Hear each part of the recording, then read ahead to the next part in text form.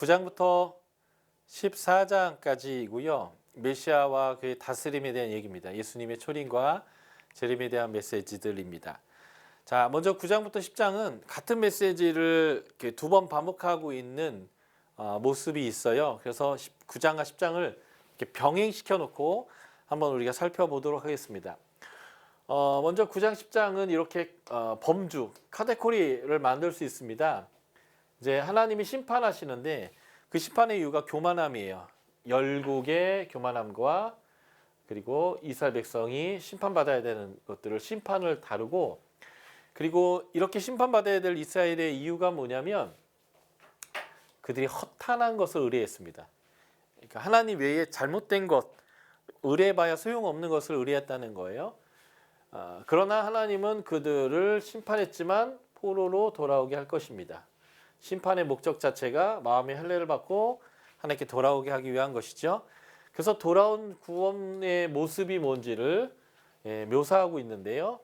그들이 하나님 용사가 된다는 거예요. 우리로 표현하면 계속 제가 사용했던 하나님의 사명자가 되는 거예요. 사명자, 하나님의 사역자. 이걸 좀 아까 사용된 용어로 하면 복의 근원이죠. 그전에는 하나님께 저주받은 표범이었다면 이제는 하나님께 복받은 자의 표범이 되는 거예요. 하나님의 사명자, 용사가 되고, 그래서 전쟁에서 승리하고 회복되어지겠고요. 이제 하나님과의 관계에서 언약적인 사명자가 될 것입니다. 이 일을 위해서 메시아가 오실 거예요. 그래서 9장과 10장은 이런 이야기들의 패턴을 따라서 메시지가 전달되고 있습니다. 순서는 좀 뒤죽박죽이지만 내용상으로는 이렇게 된다라는 것을 볼 수 있겠고요. 지금 우리가 앞에서 배웠던 내용과 별반 다르지 않아요. 같은 내용인데 앞부분은 성전을 지으려고 하는 그 격려의 포인트가 있다면 이 뒷부분은 이제는 회복된 그들에게 메시아에 대한 약속 를 이제 하고 있는 내용들에 좀 더 이제 메시아의 포커스가 있다라는 차이만 있을 뿐이죠. 그러니까 지금 강의를 중단해도 내용은 같다. 이제 표현만 다를 뿐이다, 이렇게 보시면 되겠습니다. 자, 그래도 제가 20분 남았으니까 마저 할게요. 9장, 10장이고요. 자, 심판하는데 열방을 심판합니다. 9장 1에서 7절을 보면 하드락, 다메섹, 하맛, 두로, 시돈, 블레셋을 심판하고요. 이 블레셋의 5개의 연맹, 5개 도시를 모두 심판하겠다. 그래서 그들을 교만을 끊고 임금도 없게 하겠다라고 하는 이제 심판의 메시지가 나오고요.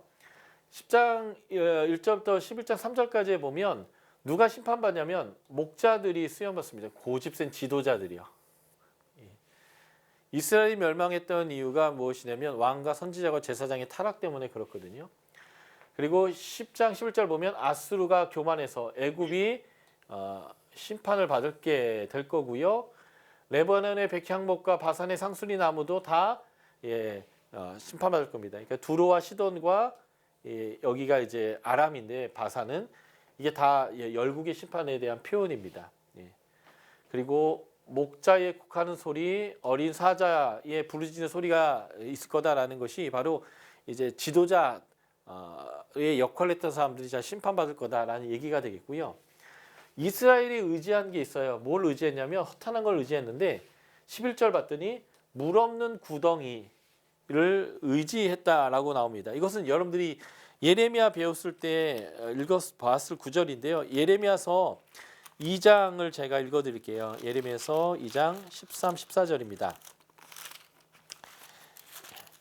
예레미야서 2장 13, 14절 제가 읽어드릴게요.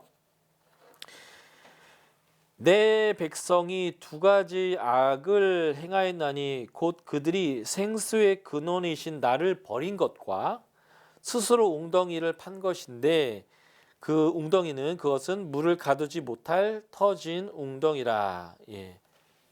그래서 그들이 이제 종이 되어지고 심판이 되어졌다. 이제 14절의 내용인데 그들이 의뢰했던 것이 터진 웅덩이를 의뢰했다는 거예요. 근데 그 터진 웅덩이가 두 종류예요. 하나가 우상이고 또 하나가 열국입니다. 펑펑펑 샘솟는 신선한 물을 쏟아내는 생수의 근원이신 하나님을 버리고 비가 많이 왔을 때 흘러가는 물을 가두어 놨다가 저장해 놨다가 나중에 그 고인물을 퍼먹는 것이 이 물탱크의 물인데 그 물탱크를 의지했다는 거예요. 근데 그 물탱크가 물을 가둘 수 없이 터져버려서 물도 가둘 수 없는 그러한 것을 의뢰했다는 거죠. 그게 바로 허탄한 것이고 우상과 열국을 의뢰했다는 겁니다. 10장 2절에 보면 이들이 뭘 의뢰했어요? 드라빔과 복술자. 이게 바로 그들이 잘못했던 종교적 모습이고요. 또 하나가 뭐예요? 아수르와 애굽을 그들이 의뢰했습니다. 이것 때문에 그들이 결국 하나님의 질투를 일으켰죠. 하나님의 키나를 일으켜서 하나님께 심판을 받게 되는 이유고, 그러나 하나님이 키나 열심을 내서 또 이들을 심판하고 또 이들을 회복하는 하나님의 열심이 또 일어나게도 했다라는 거죠. 자, 포로에서 돌아오는 거예요. 물 없는 구덩이, 이게 이제 바벨론을 뜻하는데 포로에서 돌아오게 됐다는 거죠. 물 없는 구덩이에서 놓였으니 요새로 돌아와라. 이 요새가 어디예요? 예루살렘. 하나님이 보호하시는 곳으로 돌아와라. 이제 포로 귀환을 얘기한 거죠. 이 부분에도 보면 10장 6절에 보면 긍휼히 여김으로 그들이 돌아오게 하리니 그들은 내가 내버린 일이 없음같이 되리라. 버려졌지만 그 버려진 것이 없었던 것처럼 될 것이다 라는 거예요. 이게 이제 호세아서 1장 10에서 21절에는 하나님이 이스라엘 백성에서 암미 마이 피플 나의 백성이고 루하마 긍휼을 얻을 것이다 라는 게 이게 출애굽기 19장 4에서 6절에 언약 백성이었는데 뭐라고 얘기해요? 로암미 내 백성이 아니고 루하마 긍휼이 없게 될 것이다. 이게 이제 심판의 메시지였는데 다시 이게 뒤집어진 게 암미 루하마 내가 내 백성이고 긍휼을 입게 될 것이다. 이게 이제 호세아가 말했던 회복의 약속이거든요. 이것을 로마서 9장 25에서 20절에서 사도 바울이 인용하면서 이 내 백성이 아니었던 자가 내 백성이 되고 긍휼이 없었던 자가 긍휼을 베풀게 받게 됐다라고 하는 이 성취가 무엇이냐 할 때 이방인들이 하나님의 백성이 되는 것이다라고 사도 바울이 로마서 9장 25, 26절에서 해석했어요. 물론 이스라엘 백성이 포로로 갔다 돌아오는 일을 포함하지만 하나님은 이스라엘 백성뿐만 아니라 모든 나라 모든 민족을 구원하기 위해서 이스라엘 백성을 택했고 이스라엘 백성이 불순종하니까 심판하고 다시 되돌아오는 것이 그들의 사명을 회복하는 건데 궁극적으로는 이스라엘뿐만 아니라 모든 나라 모든 민족이 하나님이 백성 되게 하는 하나님의 구원 계획을 위해서 그랬다는 거죠. 그것을 사도 바울이 알았기 때문에 이렇게 해석한 거예요. 그래서 휘파람을 불어 모을 것이다. 목동이 휙 하고 이게 휘파람을 불어서 자신의 양들을 부르는 어떤 행위로서 표현하는 거죠. 먼 곳에서 나를 기억하고 그들의 자녀들과 함께 돌아올 거다. 애굽 땅에서 아수르 땅에서 그들을 모을 거다 하면서 하나님이 이들을 다 포로에서 돌아오게 할 것에 대해서 말씀하십니다. 그리고 이들이 용사가 될 거예요. 유다는 당긴 활이고 에브라임은 끼운 화살이 될 것이다. 용사의 칼같이 될 것이다. 전쟁에서의 준마와 같이 될 것이고 모퉁이 돌이 그에게서 말뚝이 그에게서 싸우는 활이 그에게서 권세 잡은 자가 다 일제히 그에게서 나올 것이다. 바로 하나님의 강력한 군대가 거기에서부터 나올 거다라고 하는 거고요. 그래서 이들이 용사로서 전쟁에서 승리할 것이다 라는 거예요. 신약으로 보면 신약에서 우리는 영적 군사로서 사탄과의 전쟁에서 영적 전쟁에서 우리가 승리할 것이고 그래서 사탄에게 빼앗긴 자녀들을 하나님께 돌아오게 되는 그러한 군사가 될 것이다. 이렇게 해석할 수 있을 것 같습니다. 그래서 회복의 이미지요. 이제는 왕관의 보석같이 될 것이고 형통하고 아름답게 될 것이고 먹을 것들이 충분해서 청년들의 곡식을 먹고 새 포도주로 건강해지는 일이 될 것입니다. 그래서 10장에 보면 여기서 반복되는 단어가 포도주 마신 같이 즐거울 것이고 자손들을 보고 기뻐할 것이고 그리고 그 마음이 즐거워할 것이다. 그래서 기쁨의 회복이 되어지고 번성이 일어날 것이다 라고 얘기하는 거죠. 하나님이 아담을 만드시고 제일 먼저 해줬던 복이 뭐냐면 생육하고 번성하라는 거예요. 하나님이 방주에서 나온 노아에게 언약해 주면서 해줬던 복이 생육하고 번성하라는 겁니다. 하나님이 아브라함을 택하시고 약속한 게 뭐예요? 내 씨가 모래처럼 하늘의 별처럼 많게 해줄 것에 대한 번성에 대한 약속이었습니다. 바로 그 하나님의 축복이 이루어질 것이다. 즐거움과 축복이 이루어질 것이다 라고 하는 이 메시지죠. 이게 바로 에덴 동산에서 누리던 축복이에요. 에덴 동산은 즐거움의 동산이고 거기에서 아담과는 생육하고 번성하는 축복을 누렸거든요. 이 에덴의 회복이 바로 새 하늘과 새 땅에서 회복될 것인데 이 일이 바로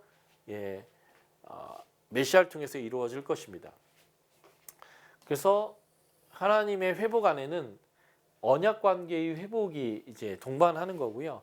그래서 하나님이 눈으로 그들을 친히 볼 거다. 그러니까 하나님이 늘 보고 계실 것이다 라고 얘기하는 거예요. 스가랴서 2장 8절의 표현을 보시면 이스라엘 백성 건드리는 것은 하나님의 눈을 건드리는 거와 눈동자를 건드리는 것과 같다라고 표현하십니다. 그러니까 아무리 얌전하고 성인 군자여도 갑자기 그의 눈에다 손가락을 확 찔러 넣으면요 아마 입에서 이런 씨 하고 막 욕지거리가 나올 거예요. 그러니까 이스라엘 백성 건드리는 것은 하나님 눈에다 손가락을 집어넣는 것 같은 죄입니다. 하나님한테 벌을 받는 거죠. 그러니까 하나님이 이들을 보고 계시고요. 여호와께서 그들을 호위하시고요. 그들을 자기 백성의 양떼같이 구원하실 것입니다. 미가서에 보면 예수님 메시아에 대해 약속할 때 양떼를 이끌어 올라오시는 목자라고 표현하고 있거든요. 예. 자, 10장에도 보면 10장 6절 아주 중요한 표현이죠. 나는 그들의 하나님 되고 나는 그들의 하나님 여호와라서 그들을 들으리라. 그래서 든다는 것이 뭐냐면 I will answer them. 내가 그들에게 응답할 것이다 라는 거고 이게 무슨 말이냐면 그들의 기도를 내가 들을 겁니다. 하나님은 보고이고요. 보고 듣고 계시고요. 그래서 보고 듣고 보호하시고 응답하십니다. 예, 이게 이제 언약 백성이 누리는 아주 중요한 특권입니다. 여러분들 이사야서 기억날지 모르겠는데요. 이사야서 1장에 보면 이들이 허탄한 예배를 드리는 거예요. 내 뜰만 밟을 뿐입니다. 그래서 이들의 기름에 하나님이 질렸어요. 그래서 하나님이 콜라가 먹고 싶어지셨습니다. 그래서 하나님이 내린 벌이 뭐예요? 내가 내 눈을 감고 내 귀를 막을 것이다. 그래서 너희가 나에게 손을 들고 기도하고 나에게 예배를 해도 내가 너에게 응답하지 않을 것이다 라는 것이었고요. 하나님이 그것을 나중에 회복으로 돌릴 때는 너희가 부르기 전에 내가 응답하겠고 이렇게 약속하셨거든요. 그거와 같은 내용입니다. 하나님이 보셔서 보호하실 것이고 하나님이 듣고 계시고 응답하실 것입니다. 그래서 목자로서 그들의 휘파람 불고 그들을 모을 거예요. 이게 마치 요한복음 10장에 나오는 나는 선한 목자라 나도 양을 알고 양도 나를 알아서 내가 앞서가면 양들이 나를 쫓을 것이다. 이제 그 표현과 같은 표현인 거예요. 이들이 이제는 여호와를 의지하여 견고하게 하리니 그들이 내 이름으로 행할 것이다. 예. 우리는 하나님의 대사예요. 앰버서더죠. 그래서 우리는 그리스도인입니다. 우리 자체가 하나님의 이름을 걸고 살아요. 그래서 우리가 하나님 앞에서 서로 사랑하면 세상이 우리가 예수의 제자인 줄 알 것이고 하나님께 영광이 될 것이고 우리가 서로 싸움질하고 미워하고 죄를 지면 하나님의 이름이 땅에 떨어지게 될 겁니다. 그래서 우리는 하나님을 대리하는 사람으로 하나님의 이름으로 행하는 사람이 될 것이다. 이 일을 위해서 메시아가 올 것이다. 메시아는 공의로우시며 구원을 베푸시고 겸손해서 나귀를 탈 것이다. 그래서 예수님이 예루살렘에 입성할 때의 마태복음 21장 4절에서 5절을 보면 물론 마가복음 11장 10장에도 나오지만 나귀를 타고 겸손한 왕으로 이제 입성하시는 얘기가 나오게 되고요. 그분의 통치는 바다에서 바다까지 이르고 유브라데 강에서 땅끝까지 이르겠다. 그러니까 하나님의 모든 것을 통치하실 것이다 라는 거고요. 10장 4절에서는 모퉁이 돌, 하나님이 바로 예수님이 돌이라고 제가 말씀드렸죠. 예. 말뚝, 싸우는 활, 권세 잡은 자. 다시 말해서 우리의 왕이 될 것인데 이 왕 통치하는 자를 통해서 이 모퉁이 돌로 기반으로 교회 공동체가 세워질 것인가 아니면 믿지 않아서 걸림돌이 될 것인가는 이제 우리가 선택해야 되는데 바로 우리의 왕이 되실 것이다 라고 하는 게 바로 이제 이 메시지인 거죠. 제가 지금 되게 빠르게 전했지만 이미 앞에서 얘기했던 그 패턴 그대로이고요. 그래서 앞으로 너희가 회복되는 그 회복은 어디까지 갈 거냐면 예수 그리스도를 통과해서 온전한 하나님 나라의 회복까지 갈 것이다. 이런 메시지가 9장, 10장이 같은 패턴의 메시지로 2번 반복해서 나온다는 거예요. 반복은 강조겠죠. 하나님이 계획하시고 꿈꾸는 일들을 지금 하시겠다는 거고요. 바로 원독자와 우리가 있는데 원독자가 스룹바벨 성전을 지었고요. 그 다음에 예수 그리스도가 성전으로 오셨고요. 지금 우리가 그 중간에 있고요. 그리고 예수님이 재림 주님으로 오실 이 중간에 우리가 있는데 바로 지금 이 일들이 지금 우리 가운데 진행형으로 있다. 그리고 주님의 재림을 통해서 이것이 완전히 우리 가운데 이루어질 것이다. 그러니까 우리도 520년에 성전을 짓고 있는데 516년에 성전이 완공될 건데 518년에 원독자들이 메시지를 받은 것처럼 지금 우리도 그 중간에 있는 것 같은 거예요. 그래서 이 스가랴서를 읽으면서 우리도 주님이 이루실 일이 이 방향이구나, 이 일이구나, 우리가 여기에 동참하는구나 라는 것들을 우리가 알면 좋겠습니다. 자, 11장 4에서 17절은 두 목자가 등장하는데요. 하나는 하나님께 버림받는 거짓 목자예요. 이게 왕, 제사장, 선지자들. 하나님 앞에서 하나님 뜻대로 살지 않고 자기 욕망을 따라 살고 나라를 망하게 했던 선지자들이 이제 버림받는 얘기와 또 사람에게 버림받는 참 목자가 있습니다. 이게 바로 예수 그리스도예요. 예수 그리스도가 십자가에 죽으시죠.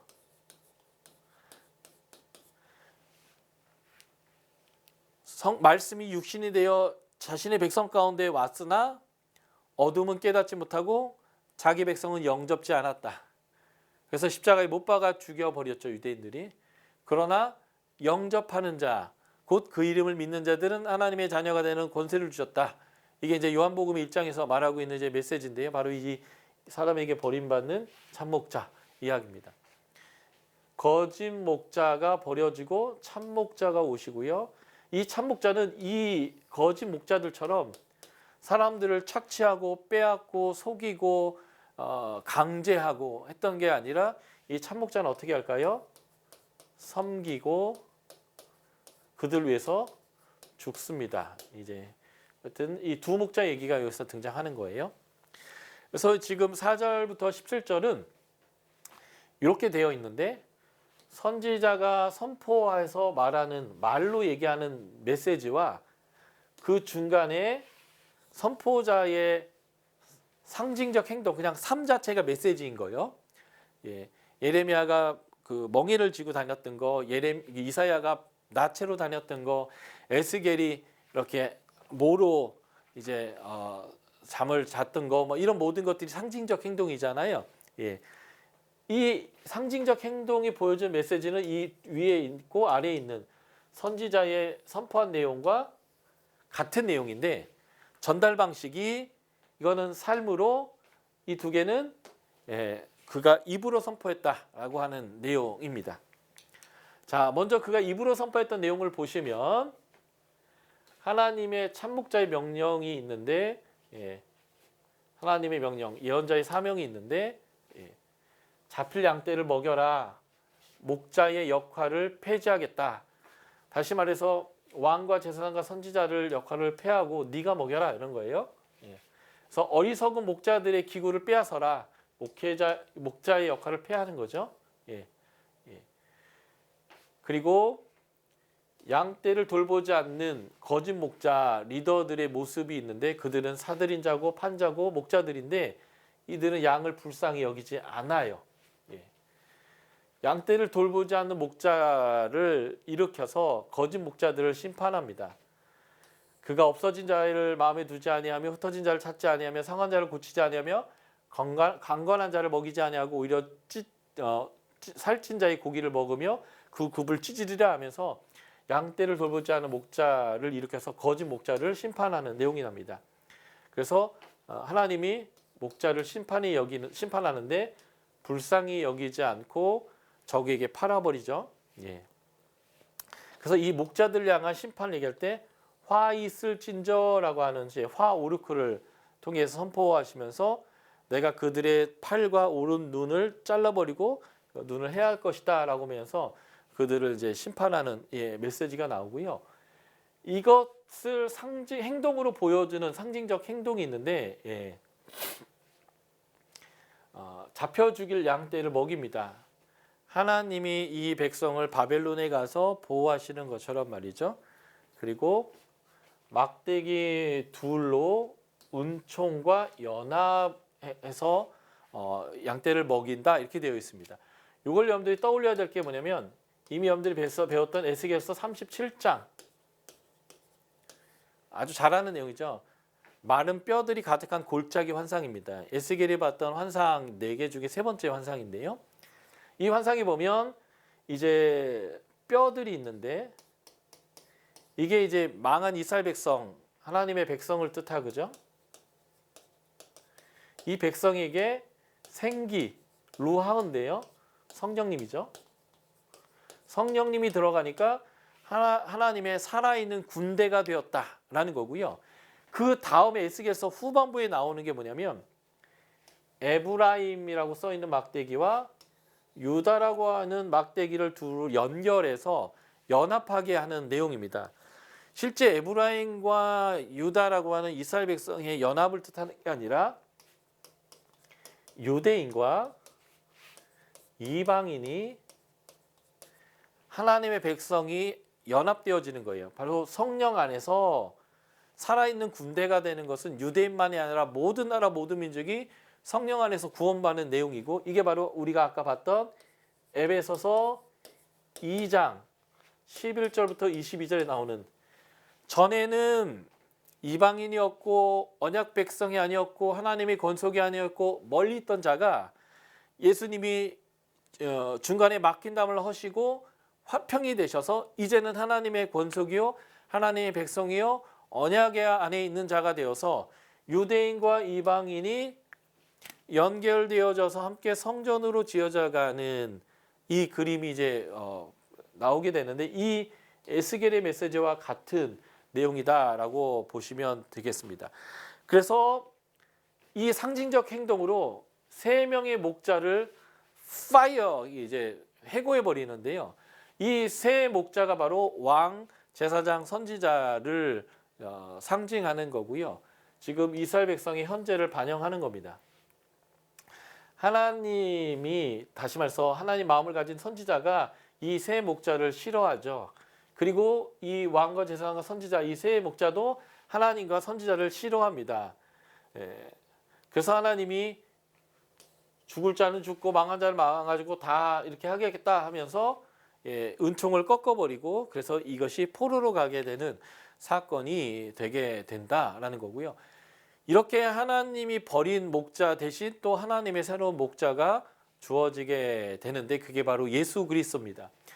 그래서 은 30개를 품삯으로 받게 되는데 이 선지자가요. 이게 무엇을 상징하냐면 예수님이 가룟 유다한테 팔려서 은 30개를 받게 되고 가룟 유다가 나중에 이것을 던져버리죠.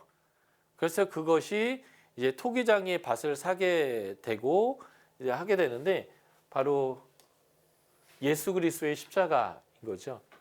그래서 예수 그리스도가 팔리는 사건이죠.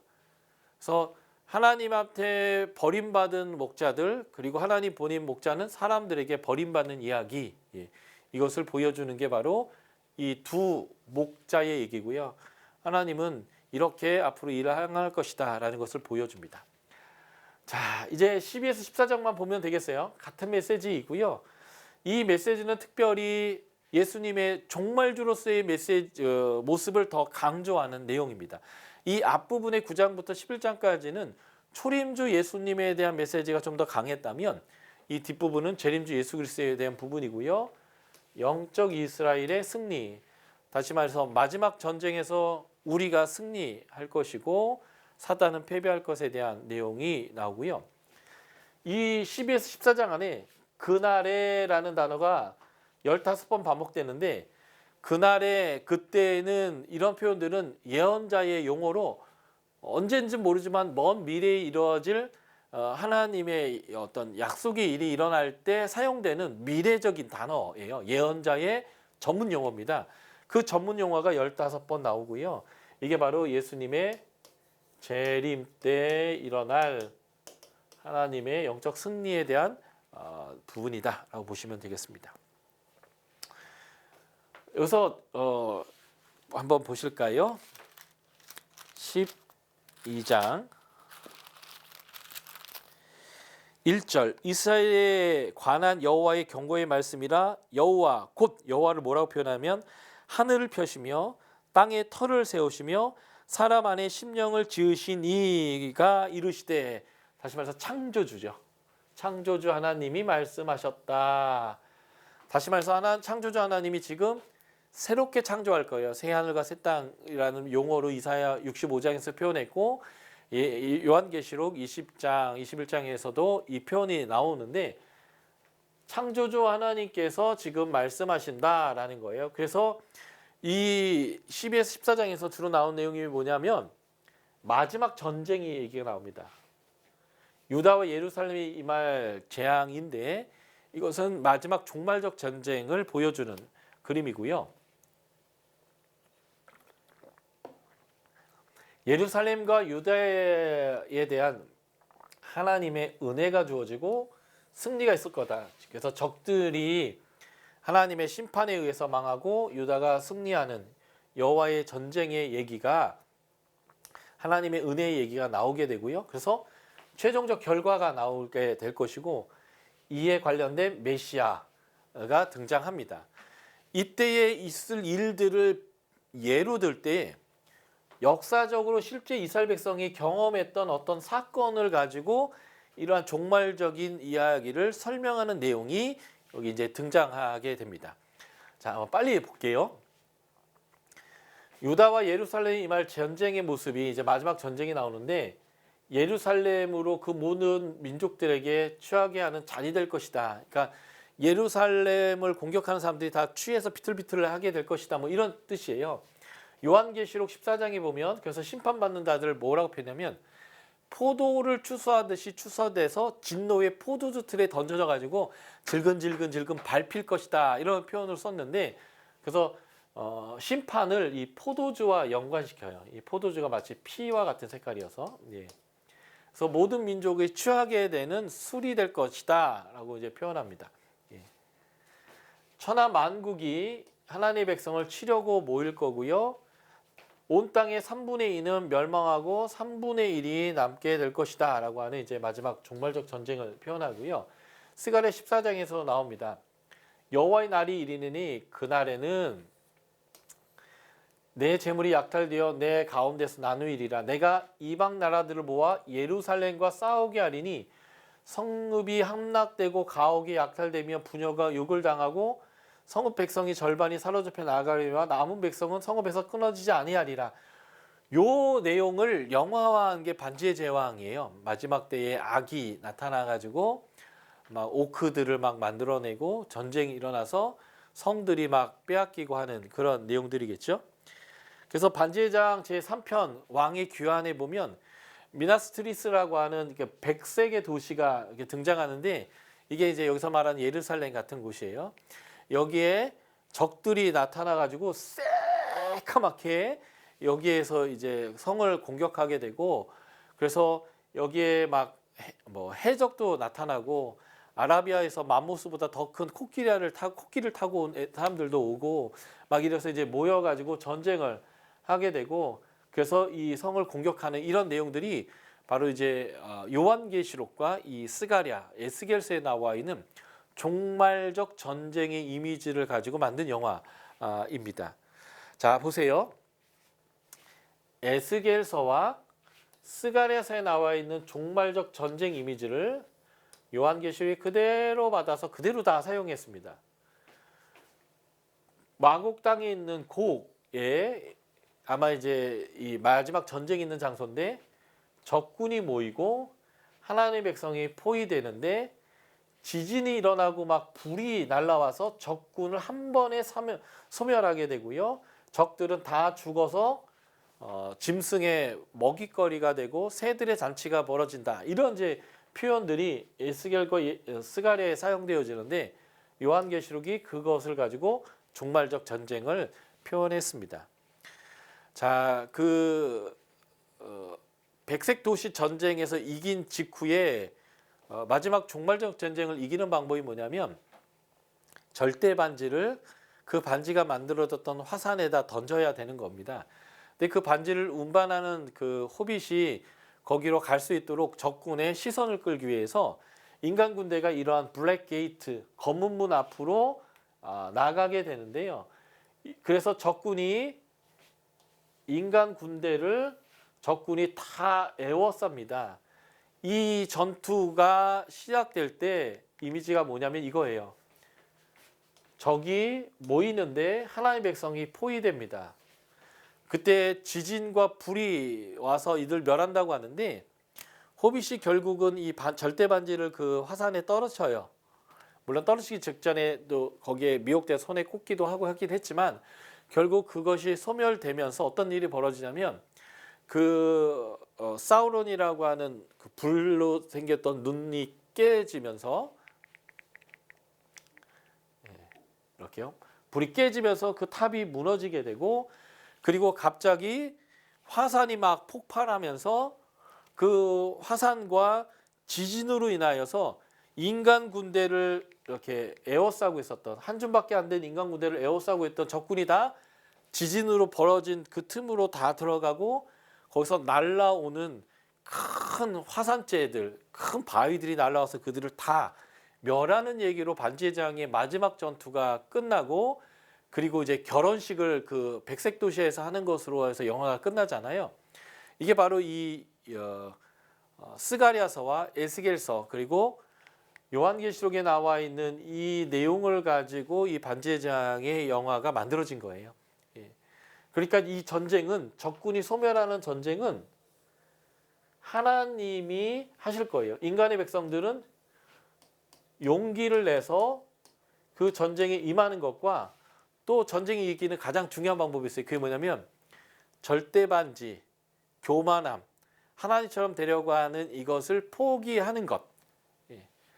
그것이 포기되어지고 용기를 내어서 하나님과 함께 싸웠을 때 전쟁을 끝내는 건 하나님이에요. 하나님의 능력. 이게 이제 마지막 전쟁의 이미지인데 바로 이 스가랴서와 에스겔서에서 나와 있는 이미지 그대로이다라는 것을 우리가 볼 수 있습니다. 그래서 제가 나눠드린 자료에 이 에스겔서에 나와 있는 것과 요한계시록이 얼마나 유사한지를 한번 여러분들이 비교해서 한번 봐 주십시오. 지금 제가 다 설명한 내용이고요. 그 에스겔에 나와 있는 내용이 스가랴서의 내용과 거의 동일한 내용이다라고 보시면 좋겠습니다. 그래서 하나님이 적들을 심판하고 유다가 승리하게 할 것이다 라는 내용들이 이제 언급되어져 있는 것이 이 스가랴 12, 13, 14장의 핵심 메시지가 되겠고요. 여기서 그 실제적으로 그들의 역사 가운데 있었던 내용을 가지고 설명하는데 하나가 뭐냐면 스가랴서 12, 13장은 무기또 골짜기 하다드 림몬에서 있었던 것과 같은 일들이 있을 것이다. 이렇게 이제 표현하는 겁니다. 여러분들이 아모스서 배웠을 때 아모스가 사역하기 시작한 것이 지진 전 2년이라는 것 기억하시죠? 바로 이 지진이에요. 요시야의 죽음 후에 있었던 그 일들인데 바로 이 무기또가 바로 그래서 이스라엘 백성에게는 종말의 이미지가 있는 골짜기입니다. 요시아가 이 무기또에서 애국 군대를 막다가 죽었어요. 그리고 요시아가 죽자마자 30년 만에 그의 아들과 손자들이 짧게 통치하다가 나라가 훅 망해버리거든요. 그래서 무기또는 종말과 연결된 단어인데 이 무기또 산이란 단어가 히브리어로 하르예요. 하르, 무기또를 헬라식으로 음력하면 이게 아마겟돈이 됩니다. 그러니까 종말에 대한 것을 다룰 때마다 아마겟돈이라는 용어를 쓰죠. 그래서 영화에도 이제 막 무슨 혜성이 날아와서 지구를 부딪히려고 할 때 그 혜성에다가 막 채굴을 해가지고 핵포탈 넣어서 폭발시켜가지고 뭐 구하는 뭐 이런 얘기들 영화에 보면 그 제목이 아마겟돈이잖아요. 그러니까 종말을 상징하는 게 이제 아마겟돈인데 이 아마겟돈이 바로 이 하르 무기또이고요. 바로 이 무기또 산에서 이런 일들이 이루어지겠다는 건데 그 종말의 이미지가 뭐냐면 요시아가 죽고 사람들이 거기서 애곡하던 것 같은 일이 이제 일어나는 게 이 종말 때의 일이다라고 이제 표현하는 거예요.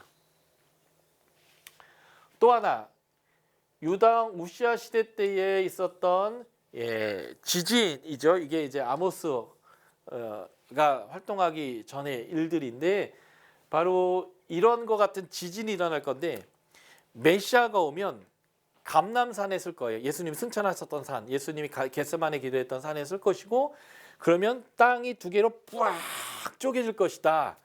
그 지진이 마치 이 우시아 시대 때의 지진과 같을 것이다 라고 했는데 예수님이 바로 그 감람산으로부터 나귀를 타고 쫙 내려와서 예루살렘을 입성하셨거든요.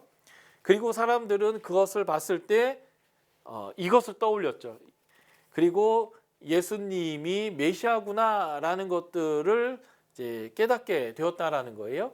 그래서 예수님을 메시아로 받아들였다라는 거고요. 그래서 이러한 스가랴의 이런 내용들이 예수님에 대해서 해석하는 데 굉장히 중요한 영향합니다. 겸손하여 나귀를 타는 거, 감람산으로부터 예루살렘에 입성하는 거 이런 것들이고요. 아주 재밌는 이야기는 뭐냐면 예수님이 변화산에서 이렇게 변화돼서 모세와 엘리야를 만났을 때 그때 베드로가 제자들과 함께 뭐라고 얘기했냐면 초막셋을 짓겠다라고 얘기했습니다. 왜 초막셋을 짓겠다라고 얘기했냐면 스가랴서 14장에 보면 메시아가 왔을 때 드려지는 절기가 초막절 절기예요. 그래서 그 초막절 절기에 오지 않는 자들은 심판을 받게 될 것이다 하면서 모든 나라 모든 민족이 다 초막절 절기에 참여할 것이다 라고 얘기했단 말이죠. 베드로가 그것을 알았기 때문에 예수님이 변화되어서 어떤 세탁업자가 희귀할 수 없을 만큼 희어졌고 모세와 엘리야를 딱 만나는 걸 보자마자 와 이분이 메시아고 정말 주구나 라고 생각했고 스가랴 14장을 기반으로 그러면 초막들 축제를 지내야 되니까 초막셋을 지켰다라고 말했다라는 것이고요. 또 하나 예수님이 감람산에서 내려와서 나귀를 타고 예루살렘 입성할 때 그때가 유월절 기간이었죠. 예수님이 그래서 유월절 전날 돌아가셨는데 재밌는 건 백성들이 초막절 축제 때에나 했던 행동인데 종려나무 가지들을 들고 막 흔들었어요. 이 종려나무 가지가 바로 초막을 짓는 데 사용되는 그거거든요. 그러니까 장막절 축제 때나 있어야 되는 행위들을 이 백성들이 하면서 호산나 호산나 우리를 구원하소서 하면서 이 종려나무 가지를 막 흔들었단 말이에요. 그래서 부활절 전주가 종려주일로 우리가 드리는데 이 종려나무를 흔들고 예수님이 예루살렘에 입성했기 때문에 왜 유월절 기간에 사람들이 종려나무 가지를 흔들면서 예수님을 메시아라고 고백하면서 우리를 구원하라고 호산나 호산나 외쳤는가? 이게 바로 스가랴 14장의 영향이에요. 스가랴에서 메시아가 왔을 때 장막절 축제가 초막절 축제가 이루어질 것이다라고 얘기했다라고 하는 거죠. 그래서 예수님 당시에 복음서에서 예수님이 행했던 일들과 제자들과 사람들의 반응을 어떻게 이해해야 되는가 할 때 이 스가랴서의 종말적 메시아의 이미지가 굉장히 중요한 영향을 미쳤다라는 거 여러분들이 이해하시면 좋겠고요. 어쨌든 이 스가랴서에 나와 있는 이 12장부터 14장의 내용은 종말적 전쟁과 종말적 메시아가 왔을 때 일어나는 하나님 나라의 회복과 축제에 대한 이미지를 보여주고 있다라는 거고, 바로 이 종말주를 기다렸던 메시아를 기다렸던 그 예수님 시대의 사람들이 바로 이 스가랴의 기반에서 예수님에게 행동하고 반응했다라는 것들을 여러분들이 좀 기억하시면서 또 복음서를 이제 공부해 보시면 아주 복음서가 새롭고 재밌게 읽힐 수 있겠다라고 보여지고요. 정리하자면 지금 우리는 예수님의 재림을 기다리는 초림과 재림 사이에서 사는 하나님의 사역자들입니다. 그래서 지금 성전을 짓고 하나님의 회복의 그 진행 가운데에서 하나님의 격려와 하나님의 위로를 받고 있는 포로에서 돌아온 이스라엘 백성처럼 하나님이 우리를 죄에서 구원하셔서 하나님의 백성으로 살게 했던 포로에서 되돌아온 영적 우리들도 하나님이 여전히 이스라엘 백성처럼 보고 계시고 듣고 계시고 격려하시고 위로하시고 하나님의 나라의 완성의 길에 함께 우리를 부르시고 있는데, 그 사명의 자리에 우리가 잘 나아갔으면 좋겠습니다. 학개서에서 말했던 우선순위는 뭐냐면요, 바로 이런 거예요. 사명자로 불렀는데 하나님의 성전과 임재를 이 땅 가운데 가져오게 하는 사명자로 너희를 불렀는데, 그 사명은 제쳐두고 자신의 집을 짓고 먹고 사는 일에만 집중하는 것에 대해서 책망하는 게 합박국서에 나오는 우선순위를 바로 정하라는 거거든요. 지금 우리가 바로 그 우선순위를 바로 정해야 될 때입니다. 주님의 재림을 준비하는 어린 양의 신부로서 율법의 요구, 하나님의 거룩한 백성으로서 살아가면서 이 땅 가운데 하나님이 오시도록 하는 일에 올바로 참여하는 그런 하나님의 사역자로 우리가 다 서셨으면 좋겠습니다.